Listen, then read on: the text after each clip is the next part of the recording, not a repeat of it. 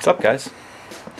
It has been a while since I made a video. This year, I don't know how it's been for everybody else. This year's been crazy. Today is, hell, I don't even know. Let me see. Today is December 30th. You see that? 11:49. December 30th. Well, Christmas was last week, and I did cleanups all the way up until Christmas Eve. It's been crazy. I've had people calling me asking, can you still do a fall cleanup? And I said, all my equipment's winterized now. Which it was. It was winterized, packed away in the back buildings, in the garage up here, in the, enclosed trailer. Whoop. And I said, I can get it out, but your price is going to be higher than what it would have been if you called me, end of October, beginning of November.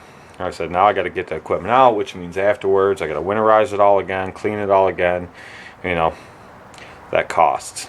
It costs money. So, in time. So, they were okay with it, and they all agreed to my prices. I didn't rape them or nothing. I didn't charge them out of control prices, but I just made it fair for myself. So I've been doing cleanups like crazy. We did get, yesterday, we got snow. They're calling for 2 to 3 inches. We got maybe 1.5 inches, if that. I've seen a lot of guys were out plowing residentials and commercials. I'll tell you one thing right now. If I'd have plowed my residentials yesterday, they'd have fired my ass in a second. I think the average for a lot of people is 2 inches and up. They go out plowing. Mine is 3. I don't touch anything till it's 3 inches. Anybody can drive through 2 inches. Most people don't care. A lot of my commercial businesses, they want it done at 2.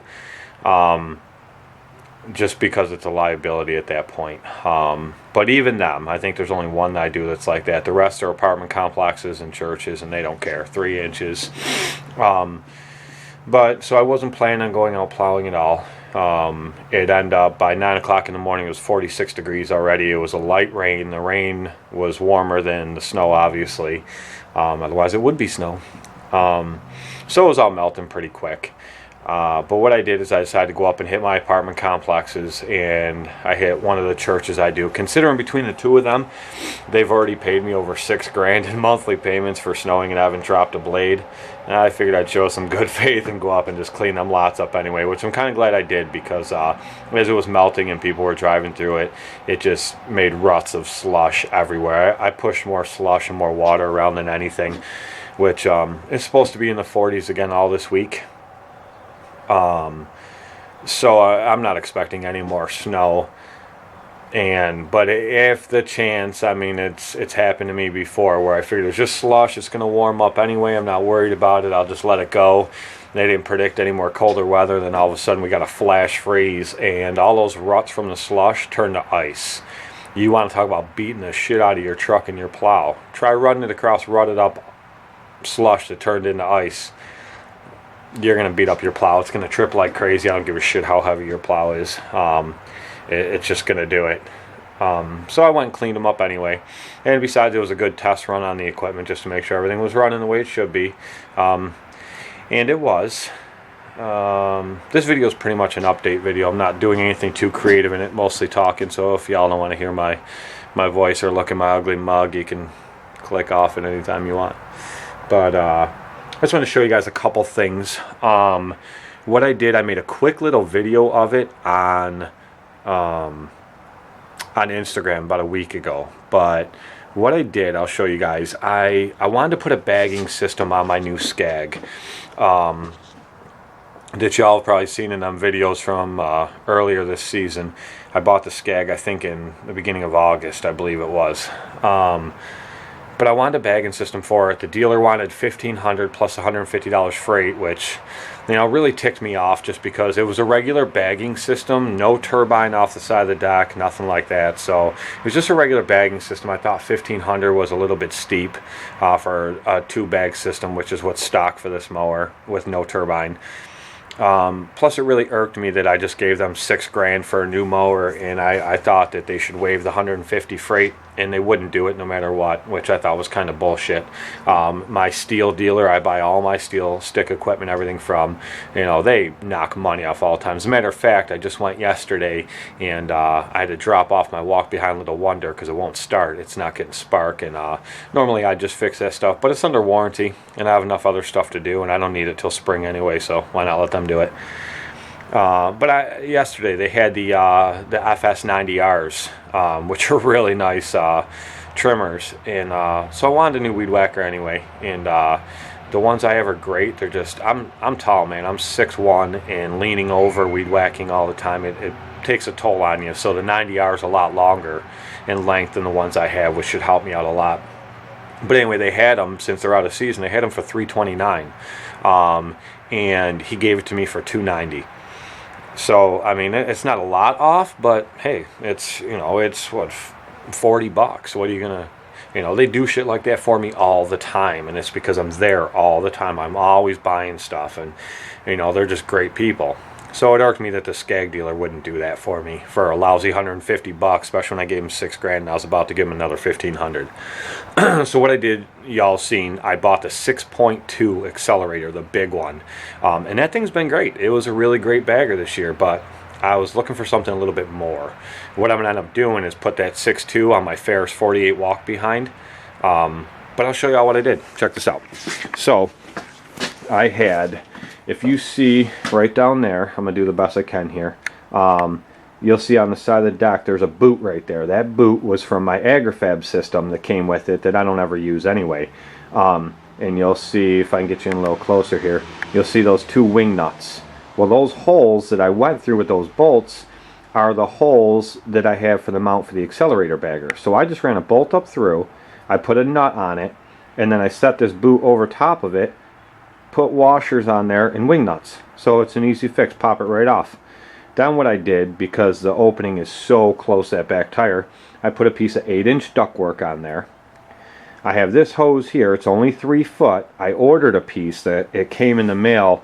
It was $118 for 3 foot of heavy duty flex hose, which I wanted because you get sticks, rocks, acorns, all kinds of crap will come up through here. And I just didn't want it shredding up. I don't want to replace it every year. And it shows up and the stuff was flimsy as hell. So I called the guy and he said, oh, well, I said, you said it's heavy duty for leaf vac system. And he goes, oh, well, it must have been wrong on the ad. It's actually for a dust collection system for woodworking tools.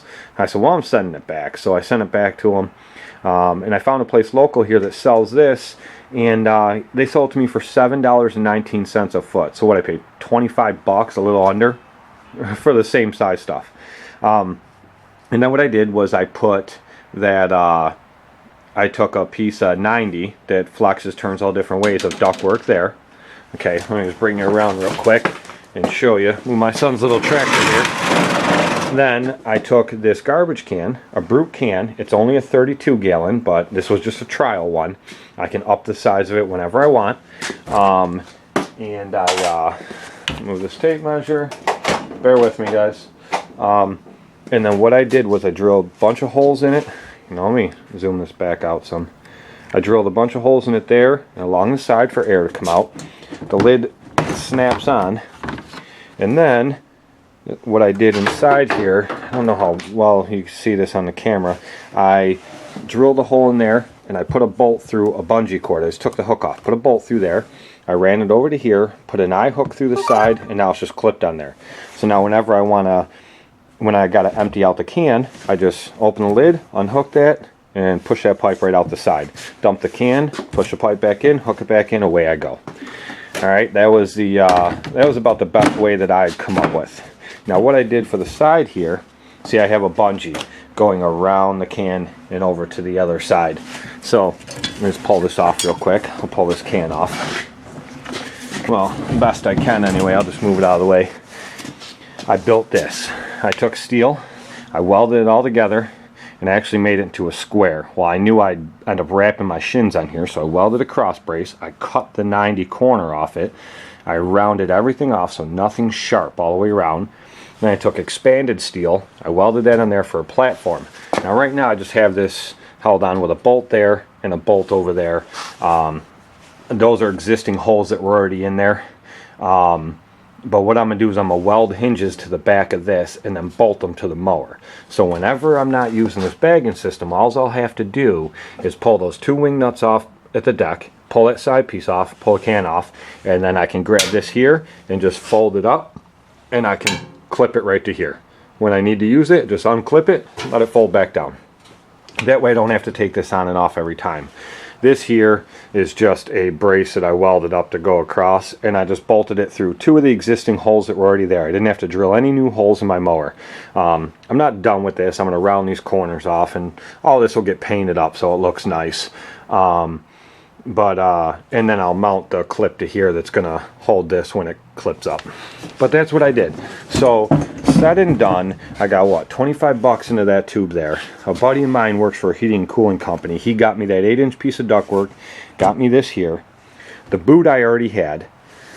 And then I spent maybe 30-40 bucks in steel, I think it was, to make all this. And I just welded it all up. And the cans were $29 at Home Depot. So total I got like 300 bucks in this kit, a little over 300, and I can swap the size can out whenever I want, go to a larger can if I want. Like I said, this was a trial run. I just wanted to make sure, and I already used it. It works phenomenal. But I can swap out to a bigger can if I want. The reason why, so you're probably adding it up saying, that's not 300 bones.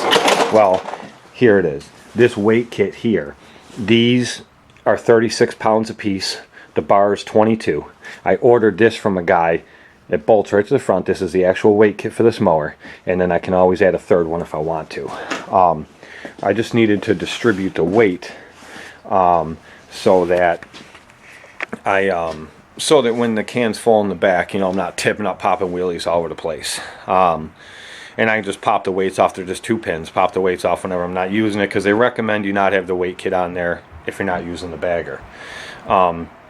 Yeah, so that's the case with that. So I got a sick-ass bagging system, you know, even though it don't have the turbine on the side, which I'd like, but it works phenomenal. And it's an 8-inch tube. I did that instead of running 6-inch or 7-inch like a lot of them are. I ran 8-inch because without having the turbine, I want to limit the chance of things getting stuck in there and the hose plugging up. So I went 8-inch. I figured that was the best way. So I got a badass bagging system for including the weight kit that I had to buy, which I'm sure I could have made something, but you know, it wasn't a bad price. Rather just put the stock one on there. So under 300 bucks, I'm doing good. I'm doing good. So that's what I did with that. I'll show you this real quick. I've always had, you see that little blue compressor right there? I've always had that little thing, and you know, it's helped me out here and there. But I've always wanted one of these. That's a 60-gallon air compressor with a 5-horse motor, 2-stage. That thing is sweet. It's got the air dryer on the side of it. One of my buddies, I went and helped him do a cleanup on a job, and his customer bought a new house, and the guy that was living there left a bunch of stuff in the house, and then he was coming and getting it all out. So I said, do you want to sell that? You know, ask the guy if you want to sell it. Call me, let me know. He sold it to me for 400 bucks. So, I mean, I was looking at him. I was going to buy a new one. A brand new one was like $1,200. That's the newer ones. I like to buy the older stuff if I can. That's the stuff that lasts forever. So I paid 400 bucks for it, and I'm in business with that thing. So we're going to wire in an outlet for it and put it here in the garage, and it's going to be good to go. Just a quick thing real quick on my plowing yesterday. I put the plow on the truck and I raised it up and I went out plowing. And what did I not do? I never put the kickstand up on the plow. It has a pin that goes through here, and then you slide this up, let the pin snap back in one of these holes, and it holds it up. When you want to take the plow off, you pull the pin out, the jack goes down to the ground, and you put the pin in whatever hole it's closest to, and it holds the back end of the plow up. And I never took it out, so I bent it in half. It actually goes through. You can see it goes right in there. And there's the pin. The pins that come in these Boss plows are cheap. I made this one. I welded it out of 2 pieces of steel. Oh yeah, real quick. There was only 3 trip springs on this plow. I don't know why. But all the manuals I looked in says there were supposed to be 4. So what I did is I bought a new trip spring. I made a bracket out of steel. I welded it in the same width apart as the other one over there, and now I have 4 trip springs on there. And this blade didn't trip half as much yesterday as it usually does. So yeah, so that's the case with the plow right now. But I know I could heat that bracket up, heat that kickstand up, bend it back, this and that. I'm not playing with it. I looked online. I don't need it anytime soon. I have it sitting on blocks of wood right now so I could take it off the truck. There's no hefty accumulations of snow in the close forecast. So I ordered a new one. It was like $26 on eBay. And for what I'd have to sit here, heat it up, bend it, heat it up, bend it. The holes are now, as you guys can see, the holes are, they're not even straight circles anymore because I bent it up so bad. For what I'd have to do, heat it up, bend it, probably run a drill bit through the holes to even them back out. I'm not messing with that shit. $26, a new one, done. They'll send it to my house, I'll have it. I want to show you guys something really cool. Like I said, this is an update video. I've been screwing around for a while. I haven't really made any videos. So let me show you guys something. Okay. Let me show you guys something here. So as you guys know, this is my Ferris 48 Hydro. I love this mower. It's an older mower.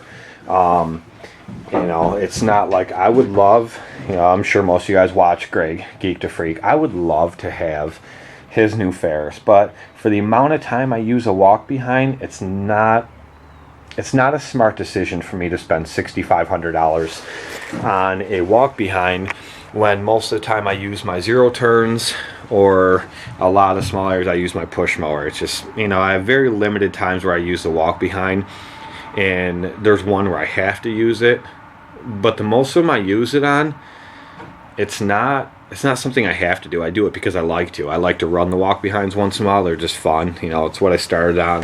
That's all I used to ever have.